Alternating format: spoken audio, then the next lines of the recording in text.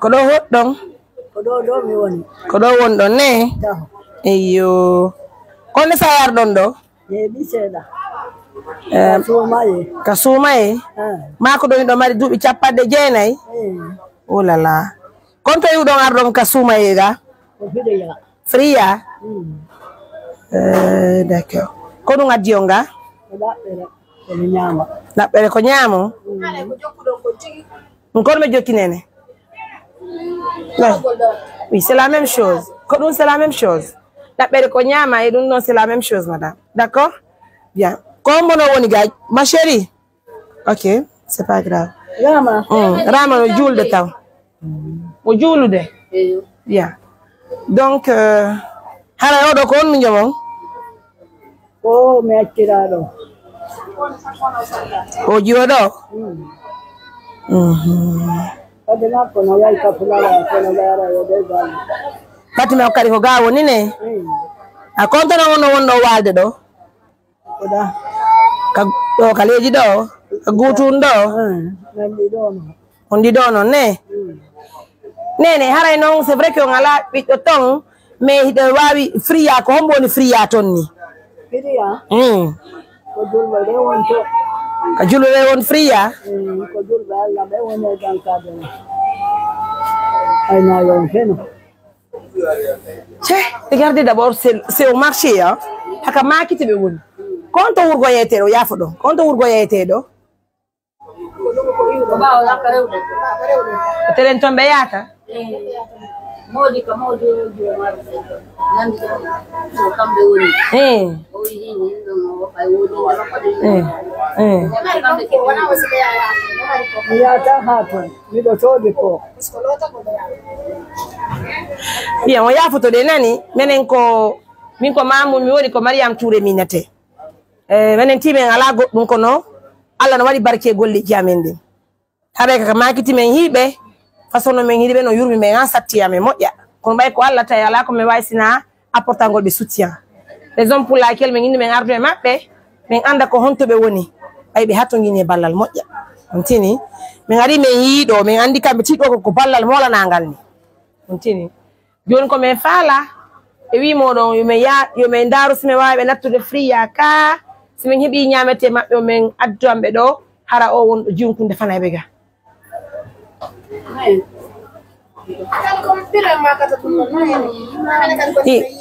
Bien sûr, be way makkude be ko wadi mi landani yo normalement men hatan gina ya landa gol goddo kono be do bay men hirali goddo baaw mabbe ko ma men lando ngono o maka nay men tout madame nene bien kono ngarjema kono hulli men ga on tangini sime waltike be say woni be hebi nafaka mabbe on do wawa e mojjande en do walla haray ko hondu Nanjiba ko no burani. Mi arta ene nanjiba ko no makantala. Fini nanjiba ko milan toni nanjiba. Onon kauta nga milandi. Ne nanjiba landa ngal ko fere. Onon kauta ngal ko fere. Idon andi situation ne nanjiba no woni do. Tawsi be woni do haramen apporter nyamete mabbe no mojjani be ga walla be nattube ka fulawa.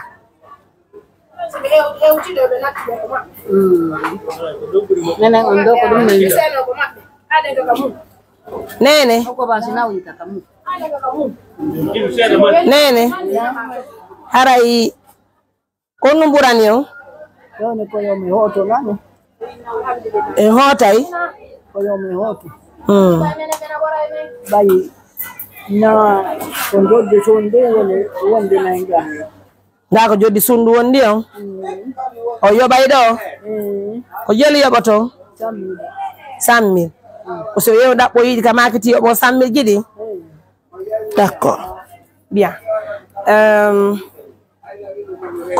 C'est vraiment compliqué, pas de souci, c'est important. Bien. Donc, Arami, comme Mariam Touré, on a aussi des missions Yameni, et si on a la suivre des missions guidées. Bien, on a un petit menka. Alhamdulillah. Ah ouais. joni nene on andi tay free ko hoddon don on andi tay free ko hoddon don bien donc aray Rama Ramatoulaye sa agayni julde don do tamen na joni e me yaade Ramatoulaye do me ngadi to me nabe ka salon me nabe ka salon taw en entretena nene modja si tay woni feere hebi ke me dabbani be chonci me soda nyamete mabbe fo me yaade mabbe ka mabbe jonnon sagwa me Rama ay odo jono andi be hara me yaade e makko mara bay le pousse gasere ka be film ene wana yaltuto Emba amali. Apleta wane wana Emba beji. Mido jam. no haifi Haifi ta opori la mboku. alhamdulillah ya pati sala bi ngena sakka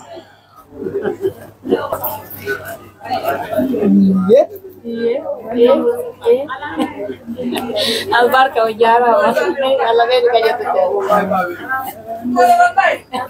io nene albarka o jara ma alla vedo che be do ko mbeni io kali na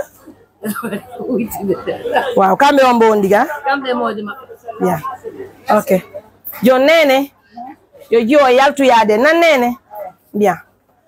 Mesdames, messieurs, c'est un boulot qui n'est pas évident, c'est pas une chose qui est facile. Rama, ça va? Et bien? No haifi? Très bien. Alhamdulillah. Et donc, busi kono wondi do ka? Ando patima? Que moube da bugol. Y a pas de souci. Yoni me fala ya do tout mais vu que tu connais Néné très bien. Donc mais on va aller avec elle au salon. D'accord, on va l'entretenir aujourd'hui. Nani? Et donc ko do ay tawionne.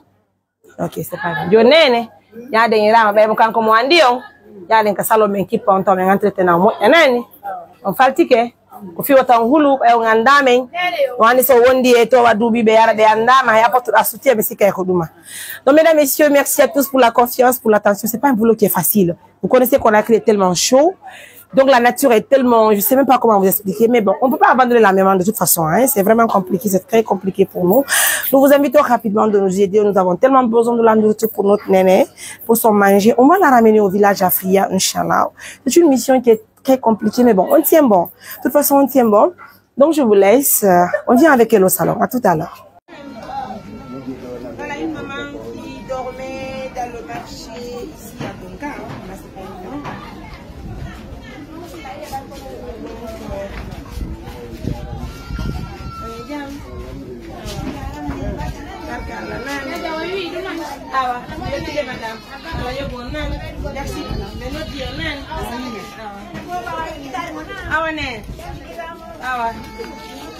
Voilà une maman, regardez là, elle n'a pas d'enfant. Ça fait tellement pitié de voir les mamans pareilles. Elle a plus de 90 ans. Elle vit dans son marché. Une situation qui est très compliquée. Elle rencontre aujourd'hui la présidente de l'ONG Assistance humanitaire d'urgence. Donc, on vient avec elle au salon. On va entretenir notre Néné. Et puis, bien sûr, avec son accord, on va retourner avec elle au village à Fia. Ça fait très pitié, mesdames, messieurs. On va aller jusqu'à mes amours. Néné. Il y a tout le monde. Maintenant, on va aller à tout à l'heure. Bye.